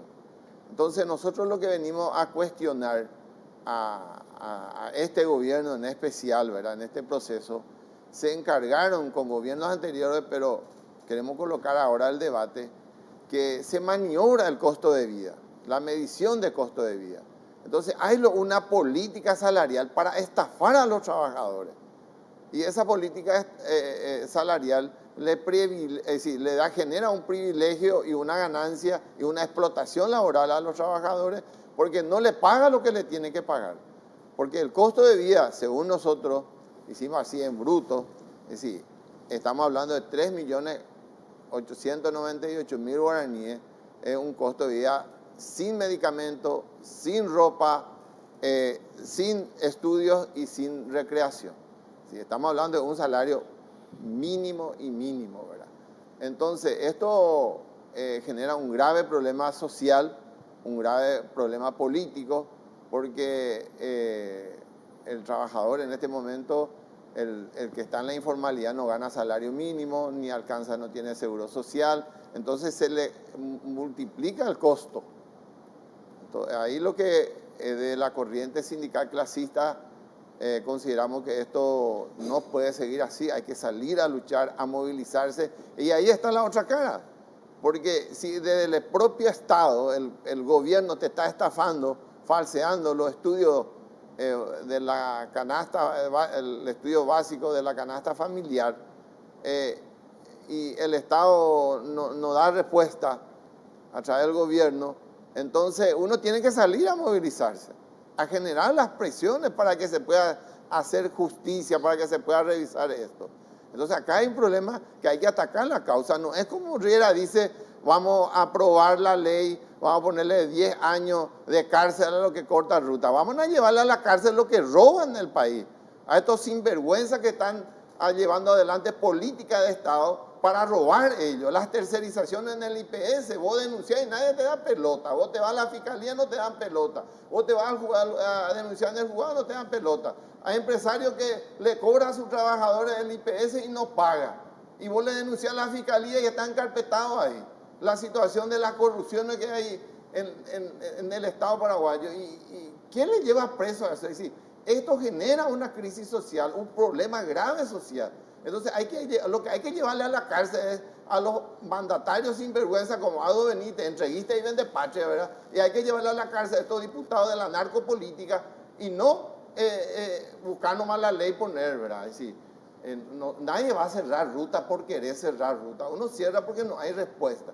Ahí con la región de botirrutas a reír, bebenar. Hubo represión, hasta hubo muerte, hubo huelga general, ¿verdad? Donde se mataron a personas en el proceso de las movilizaciones en las rutas, ¿verdad?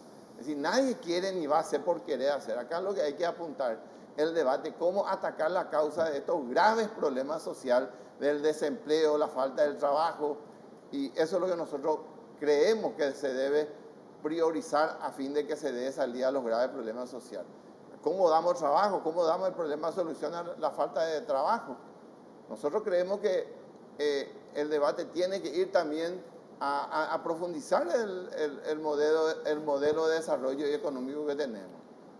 Nosotros creemos que tiene que haber reforma agraria, tiene que haber asistencia técnica, crediticia, política de Estado para que los pequeños productores puedan fortalecerse su producción, tiene que haber una industrialización de la materia prima. Nosotros creemos que el sector, uno de los sectores que se tiene que fortalecer de la producción nacional es la industrialización de la materia prima, que va a generar más empleo, porque el empleo es el problema principal. Tenemos problemas en el salario, es un problema grave, tiene que haber un reajuste salarial, pero se tiene que dar salida al problema de empleo, al problema de trabajo, la falta de trabajo. Ese es un problema que nosotros consideramos muy importante. Por eso también 1 de mayo, que vamos a conmemorar frente al Panteón de los Ceros a partir de las 8 de la mañana, la corriente sindical clasista, otras organizaciones sociales y políticas, estamos movilizándonos para que se coloque este tema en el debate. 1 de mayo, conmemorar el Día Internacional de la Clase Obrera de los Trabajadores, donde se recuerda la lucha más importante de los trabajadores, la conquista de las 8 horas laborales, colocar ahí en el escenario, colocar desde ahora y posterior también como atacamos esta política laboral, la falta de una política laboral para la mayoría. Vos hablaste, perdón, Jorge, no sé si querés, Sí, sí. le quiero preguntar a Eduardo, porque él habló un tema que es el trabajo precarizado y la informalidad. Estamos hablando de que vos hablas de 300 y pico de mil formalizados en IPS y 3 millones y pico de población económicamente activa, más o menos, ¿verdad? O sea que el 10%, el 15%. ¿Por qué seguimos, o sea, de dónde se sigue permitiendo la informalidad? O sea, ese contratado en negro, no se persigue el contrato en negro, o se aprovecha quizás el tema de la pandemia, la falta de empleo para decirte, no, vení acá y yo te voy a pagar, en vez de sueldo mínimo te voy a pagar 1,5 millones, pero querer el trabajo o no querer el trabajo, y la gente termina cediendo por necesidad, ¿verdad? Ese combate a la informalidad, a que lleguemos alguna vez en la vida a decir, el 70% está dentro del sistema y tiene seguridad social y tiene, o sea, realmente cobra el salario mínimo. ¿Cómo se hace eso? O sea, ¿de dónde tiene que venir? Bueno, el Estado debe garantizar el cumplimiento de las leyes laborales. Es decir, uno lo empezamos para que eso se pueda materializar porque hay una franja muy importante de trabajadores, pero que es mínimo, que deben y pueden pasar a la formalidad, pero no pasan porque hay una complicidad del Ministerio de Justicia y Trabajo, hay una complicidad del gobierno, porque ahí hay tranza, hay negociado y hay una impunidad para esa franja de empresarios que no cumple las leyes laborales. Pero si hubiese una libertad sindical, acá en Paraguay vos no podés formar sindicatos. Y si se niega ese derecho político de que vos puedas organizarte y los trabajadores se puedan organizar, entonces no podemos hablar de Estado de Derecho, ¿verdad? Si un sector de la población que la Constitución le garantiza el derecho de organizarse, no puede organizarse. ¿Por qué? Porque las leyes no se cumplen. Es decir, el Ministerio, el Estado, el Poder Judicial no hace cumplir. Cuando vos formás sindicato, la patronal te despide masivamente. Ahora no se puede formar sindicato. Vos formás sindicato y te despiden. ¿Y cuáles son, cómo se respeta, cómo hace respetar el Estado a través del Poder Judicial, la Fiscalía, el Ministerio del Trabajo? No hay política. Vos te vas a denunciar. Hay casos que duran 10 años en el Poder Judicial, 8 años, para que vos le repongas a tu dirigente. Hace rato ya terminó la fábrica y el caso judicial no se termina. Entonces no hay ese derecho de respeto al derecho a la sindicalización. Si hay libertad sindical y si hay derecho de respeto a la libertad de organización de los trabajadores, nosotros no teníamos que ni hablarlo de salario mínimo, porque está el Código Laboral estipula el derecho a la negociación colectiva, el contrato colectivo de trabajo, donde hay empresas, en nuestro país hay 2, 3 empresas privadas nomás que tienen contrato colectivo. No voy a decir el nombre, ¿verdad? Una empresa muy importante es textil, que sus trabajadores ganan casi 500.000 a 700 y a 1 millón más que el salario mínimo. Tiene almuerzo gratis, tiene guía escolar, trabaja en aire acondicionado, hay una libertad de negociación. Siempre hay pelea, ¿verdad? Pero siempre hay una cuestión superior que es la producción y el respeto al trabajador. Eduardo, a ver, bueno, y ahí el contrato colectivo, sí, se negocia el salario, franja salarial, ¿verdad? Eduardo, a ver, yo te conozco hace 30 años. Me acuerdo, una de mis primeras entrevistas en Última Hora, en el 93, fue contigo. No cambié, no, 30 años no hemos cambiado nada. O sea, sobre nada, o sea, lo mismo, yo reviso, digo, o sea, yo reviso esa entrevista que te hice hace 28 años. No ha cambiado nada. Entonces, ¿por qué se da eso hoy, Eduardo? ¿Tiene que ver un debilitamiento, la falta de credibilidad de los sindicatos a la hora de exponer estas reivindicaciones legítimas? Yo no pongo en duda eso. ¿Por qué estamos como que repitiendo casi siempre lo mismo en materia de darle al trabajador lo que corresponde? ¿Dónde está nuestra debilidad? Vos que tenés años de sindicalismo y de experiencia, hoy ya estás jubilado, Eduardo. Él ya fracasado, pero. Bueno, hoy como coi elemento de la poesía. Uno ya ha explicado más y viene desarrollando que hay un modelo político, una política de Estado que le favorece podemos decir, a los empresarios corruptos. Eso no cambió en los 4 años de Lugo, por decirte que fue de izquierda. No existe eso. no cambió prácticamente, ¿verdad? Porque son casi los mismos actores que están en el poder político, ¿verdad? Pero por otro lado, también hay que hacer la autocrítica, ¿verdad? El sindicalismo hoy está debilitado. Nosotros estamos casi en la mínima expresión organizativa. ¿Por qué eso?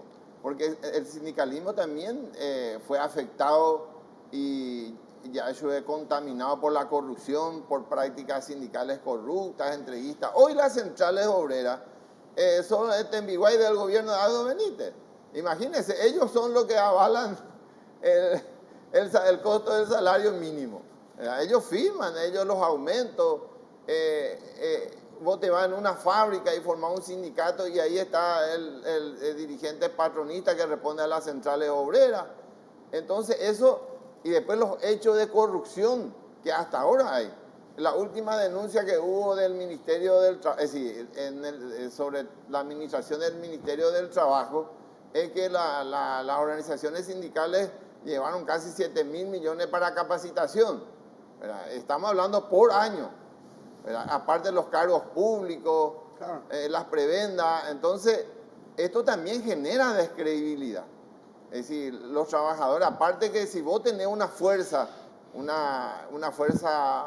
que hay confianza hacia la dirigencia, hacia la organización sindical, los trabajadores se unen, a pesar de todos los desafíos que hay, se unen y ya forzar y negociación. Ven que sos uno de ellos, no que sos un millonario disfrazado de... Bueno, y los trabajadores muchas veces no te dicen de frente, no te dicen vos sos un sinvergüenza, sino te da la espalda y no participa en la reunión.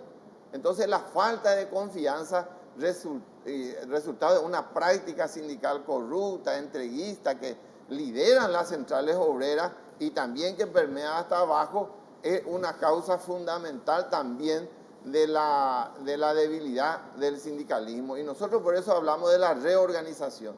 ¿Qué es lo que necesita el sindicalismo? Debatir estas prácticas. Profundizar estas prácticas a fin de cambiar esta práctica sindical, generar la confianza y tener otra vez la correlación de fuerza que necesita el sindicalismo para meter en el debate político los grandes problemas, ¿verdad? Los grandes problemas de los trabajadores, la falta de trabajo. ¿Por qué no hay trabajo? Porque necesitamos nosotros tenemos un Estado que lleva una política económica de producción extractista, ¿verdad? Eso, ¿qué significa eso? Que la materia prima no se transforma, se exporta y no hay un valor agregado a la producción nacional, y eso genera también la falta de trabajo. Vos tenés una industria y genera puestos de trabajo, directo, indirecto, ¿verdad? Y eso hace que se genere una situación económica diferente. Entonces, ese es un problema. ¿Y cómo vamos a forzar eso? Nadie nos va a regalar. Hay que salir a la calle, hay que movilizarse, hay que llevar el debate, hay que generar el debate político, confrontarle también a los planteos que están en contra de los intereses de la clase obrera y los trabajadores. Y eso prácticamente está nulo. No es así que vos estás en el periodismo. Es decir, no hay más grandes huelgas, no hay más grandes movilizaciones para generar el debate. Nosotros de la corriente sindical clasista, por eso también 1 de mayo, este 1 de mayo, ¿verdad? Queremos colocar el debate de la recuperación, de la reorganización de la clase obrera y los trabajadores. Ignacio Lescano, secretario general del Sindicato de Carpinteros y Afines. Vaya, Ignacio. Muy buenas noches a la audiencia, a ustedes. Quiero colocar el tema específico, salario mínimo. En la fábrica, el salario mínimo no alcanza. El compañero acaba de decir, el piso es el 2.289.000. Ese es el piso. Pero hay gente que, como usted dijo, hay gente que gana menos inclusive. Y vamos a suponer, ¿cómo vive esa gente? ¿Cómo vive? Imagínense. Sobrevive. Exacto. Día a día, solamente una vez come, no merienda, no desayuna. A veces, chipá, ese nada. Eso afecta. Entonces, el salario mínimo, recién el compañero Eduardo explicó muy bien, debería ser de más de 4 millones, 5 millones. Nosotros pusimos una base de 3.898.000. Ahí no cuenta recreación. ¿Qué es recreación? Disfrutar con la familia, salir a compartir con la familia en la casa de tu mamá, o de tu papá, o de tu hermano. Eso no cuenta ahí. No tener championes, ropa nueva, ahí no entra eso. Imagínense, querer comer un asado los domingos o una vez al mes, no alcanza. Yo les cuento, en mi fábrica, cómo la gente se organiza. Hacen rifa cuando su familia o pariente están enfermos. Sí, la apoyaba. En la pollada. O hacemos un sorteo sombrero yeré. Imagínense cómo el que produce en nuestro país, cómo se deteriora. Y con la pandemia, por ejemplo, con toda esta pandemia, ahora ha habido una pérdida de un montón de puestos de trabajo. ¿Se llegó a recuperar algo ahora? ¿Vos decís que mejoró, recuperó la gente o se precarizó más en el sentido de que hoy hay tanta oferta de gente que quiere trabajar que le pagan lo que quieren? Y se está precarizando. Se está precarizando en nuestro sector, en la carpintería. Hay mucho desempleo, como dijo el compañero. Muchísimo desempleo. Nuestro salario inclusive, nosotros que somos profesionales, carpinteros, que en nuestra fábrica ganamos un poquito más del sueldo mínimo. Durante la pandemia se recortó salario, se recortó hora extra, entonces bajó ese salario casi al mínimo. Entonces ahí quiero poner el ejemplo de cómo sobrevive el trabajador que produce calidad. Ese trabajador, si gana un promedio de 5 millones, va a repercutir en el que vende empanadas, en el que vende remedio yuyo. Genera una cadena de producción otra vez. Imagínense, va a mover la economía. Yo, por ejemplo, gano un salario mínimo, como estuve contando, no puedo sacar a mi familia a disfrutar un fin de semana. Entonces, ese que vende empanadas, yo no voy a comprar de él. Entonces, cierra ese puesto de trabajo también. Ese tapizá que quiere meter algo en el bolsillo, yo no puedo comprar de él. Ahí, así está nuestro país, así está el trabajador.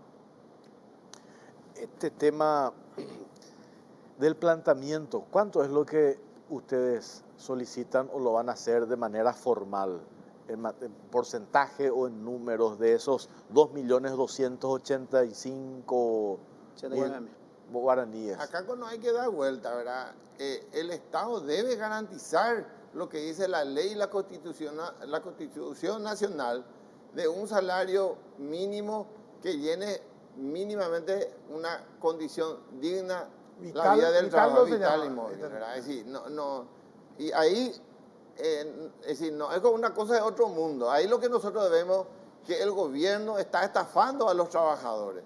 Este gobierno corrupto, este gobierno vendepacha, entreguista de Audo Benítez, está estafando a los trabajadores, porque ellos falsean el informe del costo de vida, el costo de la canasta familiar. Ellos falsean. Porque de Córdoba va a poner la pan Felipito cuando venía a 8.000, a 10.000. Antes de la pandemia no alcanzaba ni 4.000. Un ejemplo nomás, la carne, ¿verdad? Es decir, antes de la pandemia uno conseguía ni 20.000, costaba un kilo de carnaza de segunda, ¿verdad? ¿Y ahora cuánto es? Más de 35.000 es el precio. Es decir, es muy concreto, muy material, es la variación del costo de vida. Entonces, Acá vos decís 10% y no alcanza tampoco. Acá el Estado tiene que discutir, el gobierno y nosotros tenemos que exigir que se discuta y se profundice y se asincere el costo de vida, el salario mínimo y se establece un plan de recuperación del salario mínimo. Eduardo, acá en Marina- Ese es uno. Y el otro tema, el tema del IPS.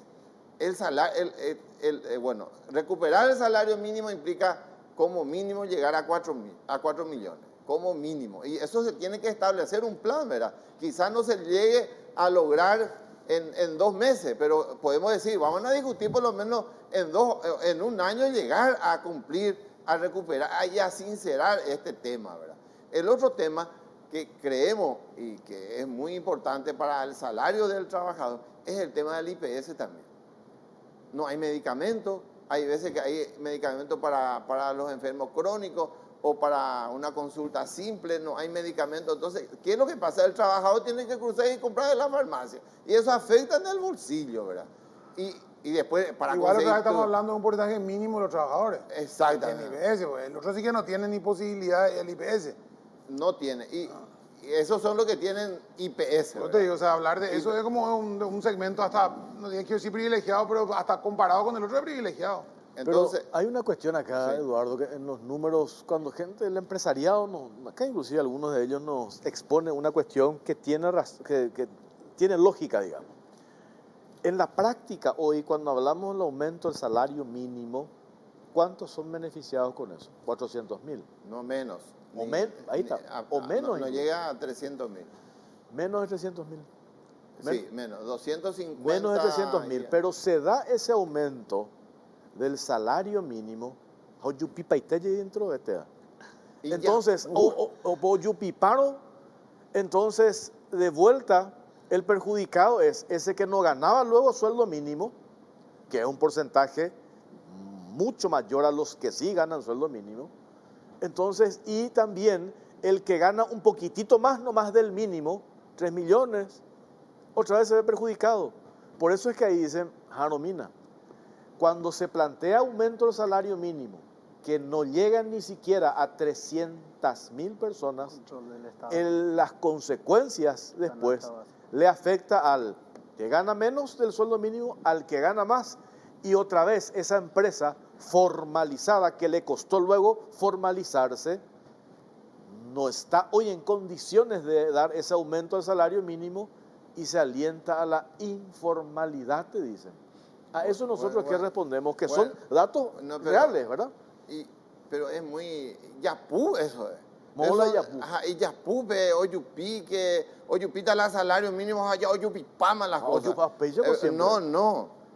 Ahí lo que hay que profundizar y materializar el debate, ¿verdad? Porque se ha por entender cuántas veces oyupí la salario mínimo en 3 años. Hamboudú oyupí. Está 3 veces oyupí. Hamboudú veces oyupí la costa de la canasta familiar. Imparable, pues, imparable. Y eso es por otros factores, por la corrupción que hay, los robos que hay, de la falta de una política de Estado para que genere una estabilidad económica. Ese es el problema principal. ¿Qué tiene el salario mínimo porque sube o porque no sube? No, acá no para de subir las cosas y no sube el salario mínimo. Entonces, por eso yo hablé de que tiene que haber una política salarial, una política de trabajo que tengas en cuenta estos factores. Vos tenés que generar trabajo. El problema principal, inclusive, que el salario mínimo se mantenga así, pero ¿cuántas personas hay en una casa que no trabajan? Donde hay posibilidad que trabajen 4, trabaja 1. Si vos trabajas, imagínate si vos trabajas los 4, ¿cuánto entra? Casi 10 millones de Te pregunto guaraníes. una cosa, Eduardo, acá hay una cuestión que es lo que dice Jorge y por lo que decís vos. Mío, que a la larga todos tienen razón y hay un solo problema, la corrupción. La corrupción. El contrabando, o sea, el tipo que tenía una fábrica de huevos, tenía 3 empleados, 4 empleados, cerró porque le metía un huevo de contrabando, pues los muchachos están prendidos en el contrabando de huevos.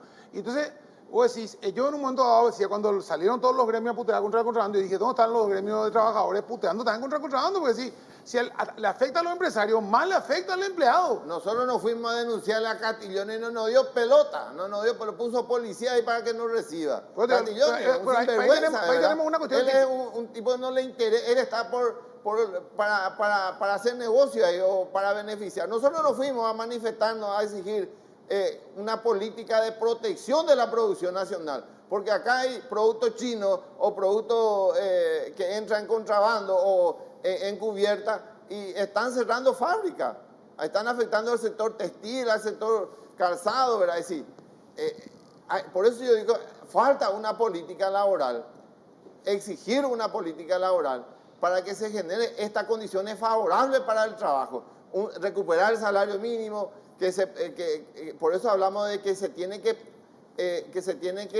desarrollar, ¿verdad? Este sector de la producción nacional, la industrialización de la producción nacional y la industrialización, proteger a este sector, generar política de Estado para que haya empleo, política salarial, y esto va a avanzar. Y la corrupción del Estado, la situación crítica que vive el país, resultado de eso, por falta de la salud pública, por falta de una política de seguridad social. Es decir, hay muchos factores que hacen que haya una situación estable laboralmente y que creo que podemos y tenemos las condiciones nosotros en Paraguay.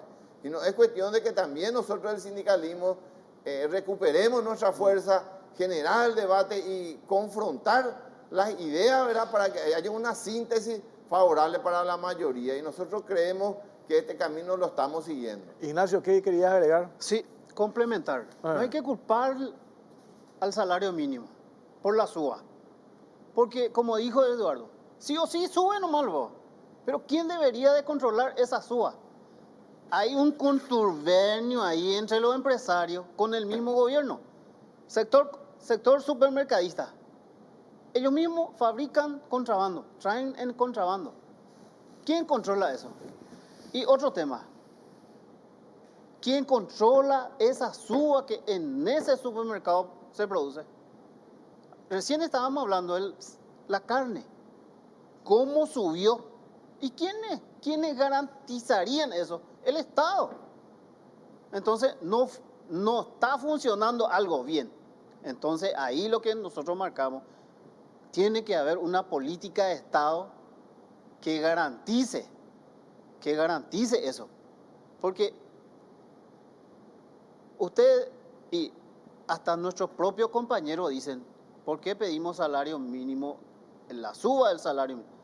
Ellos mismos creen y nosotros debatimos eso y llegamos a la conclusión que no es el problema del salario mínimo cuando sube, sino que sí o sí sube nomás luego. Como explicó Eduardo, en estos tres años, ¿cuántas veces subió la canasta básica familiar? Ahí está el efecto de como recién expliqué. Se evalúa el salario. No podemos comprar nada, no podemos ni salir con la familia. Expliqué recién y eso se da. No hay un control desde el mismo Estado, desde los gobernantes. No hay una fiscalización. En ese tema también no hay una fiscalización de cómo algunas empresas son informales. Se debería de controlar eso. ¿Quiénes deberían de controlar? El mismo Estado, del mismo gobierno. Entonces, no está funcionando bien y hay mucha informalidad y afecta, porque hay muchos, inclusive se van fuera del país por querer trabajar. ¿Por qué no hay una política de Estado de garantizar el trabajo? Se debería de industrializar nuestra materia prima. Ustedes saben que la soja se lleva al Brasil, se exporta, se industrializa y retorna a nuestro país con ese valor agregado, lo cual debería de generarse acá en nuestro país. Poner fábrica, crear fuente de trabajo, que ese producto finalizado se consuma en nuestro mismo país, que pague IVA. Imagínense cómo podríamos generar trabajo. Tenemos que hacer una última pausa a la vuelta. Ya hablamos con estos referentes de 2 sindicatos y venimos ya para cerrar el programa. Pausa, ya venimos. Viaja tranquilo en Banco Basa, pagando hasta en 12... Ah, no, vamos con Bristol primero. Vamos con Bristol primero. Vamos con Bristol primero. Venía a Bristol porque vuelve LG Weekend. Aprovecha una semana de ofertas imperdibles en todos los productos de la reconocida marca LG. Escucha, Jorge. Mini componente LG 4360 de 2600 watts. 18 cuotas de 174.000, ahora 18 cuotas de tan solo 89.000 guaraníes. Bristol, la mejor casa de electrodomésticos del país. Ahora sí, viaja tranquilo con Banco Basa, pagando hasta en 12 cuotas sin intereses con tus tarjetas de crédito en todas las agencias de viajes y aerolíneas del país. Banco Basa, cuando quieras, estamos.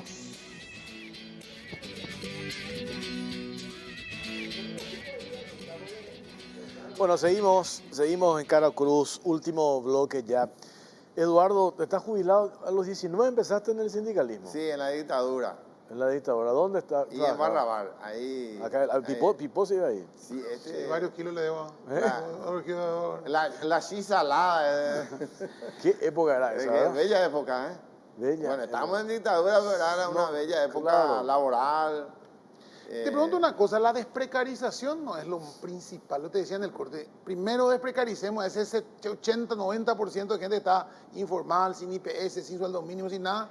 Y bueno, empecemos a tener una mayoría de gente formalizada y ahí podemos hablar de muchas cosas más, ¿verdad? O sea, mejorar eso acá. Y eso tiene que venir de parte, tiene que venir de lo político, ¿verdad? O sea, porque va a venir del próximo Congreso que presiona al próximo Ejecutivo a que persiga al que está en la informalidad, a que persiga al que trabaja, al que da trabajo en negro, a que persiga al contrabandista, ¿verdad? Esa cuestión, te tiene que llegar un poco el trabajador en esa cuestión, decir, bueno, ¿a quién le voy a votar? ¿A quién le voto? ¿Tengo que votar una ideología o tengo que votar un proyecto? Bueno, nosotros creemos que la formalización, hay 2 criterios. Alguno dice la formalización es quitándole más derechos a los trabajadores, porque el tema del salario... La flexibilización, vamos. La flexibilización laboral. Y ahí todavía, y ahí fuertísimo está ese debate. Y el salario mínimo, la mayoría de los empresarios no cumplían el salario mínimo. Entonces, ¿cómo formalizaron todo? También gran parte de ese sector que no cumplía, bajando el poder adquisitivo del salario mínimo. Entonces, el monto del salario mínimo a través de la falsedad de los informes del Banco Central, entonces cualquiera ya podía pagar el salario mínimo, entonces se formalizó. Ese criterio, la flexibilización laboral y buscar mecanismos para que se pueda ocultar el problema real. Nosotros creemos que la formalización debe pasar a través de atacar el modelo económico, el modelo político económico de desarrollo que tenemos. Tenemos que transformar esto de un modelo extractista, ¿verdad?, algo exportador nomás, pasar a otro, fortalecer este sector de fortalecer la producción nacional y la industrialización de esta producción nacional. Esto genera y de por sí va a traer va a fortalecer la situación laboral. Y ahí nosotros planteamos de que si se va formalizando, esto va a generar también mayor puesto de trabajo. Sí, ahí hay un problema que hay que atacar, ¿verdad? Y por otro lado, que haya política de Estado que se garantice la libertad sindical. Porque la generación de los sindicatos y la posibilidad de que los sindicatos negocien los contratos colectivos también genera beneficio al trabajador y genera beneficio también a la economía del país. Y por último, esa política de Estado tiene que apuntar también a proteger la producción nacional. Porque el contrabando, todo esto, esta falta de política debilita también a la producción nacional y apunta a empeoramiento del tema. Nosotros creemos que tiene que haber solución al problema laboral y también eso implica discutir profundización de un proyecto político. Nosotros creemos que con estos gobernantes que tenemos, con estos políticos que tenemos, no vamos a cambiar. No vamos a cambiar. Nosotros por eso no estamos jugando de la construcción de un proyecto político de la clase obrera, de los trabajadores de los sectores populares y de los sectores democráticos. Nosotros creemos que los trabajadores tenemos el derecho político a decir a la clase obrera, a los trabajadores en general, a discutir, a profundizar un proyecto político que beneficie a la mayoría, que haya empleo, Sí, que no se tenemos más ataque tiempo la ahora, corrupción, que se mejore la situación del IPS, que haya libertad sindical, y eso estamos planteando de Ñemonguetá por 30 una patria nueva. Un proyecto político ese, Sí, ¿verdad? proyecto. Amada la líder, bebé. Orera sujeto político. PP UAGC de poder, bebé, o parlamento, bebé. Parlamento, pero hacer la gobierno. Mala presidente. Elegí este día, hoy elegí Esperanza Martínez. Esperanza. Hoy elegí la convención este día. No sé más, no va a ahí que toman los huerecos senadores a diputados, los y proyectos políticos basados en un modelo económico, a un planteo concreto. Cortito, Ignacio, cortito, Sí. 30 segundos. A la clase obrera, el 1 de mayo salgamos a las calles a recordar, no a festejar, porque no hay nada que festejar. El 1 de mayo le esperamos a la clase obrera frente al Panteón, 7 horas de la mañana. Ese es el mensaje que queremos compartir con la clase obrera, que se movilice con nosotros y crear las condiciones para que haya un mejor porvenir para la clase obrera. Perfecto. Gracias, Ignacio. Gracias, Eduardo. Gracias. Gracias. Nos vamos, Pipo. Nos vamos. Gracias Nos por vamos hasta mañana. acompañarnos. Nos reencontramos el próximo domingo, si Dios quiere. Buenas noches.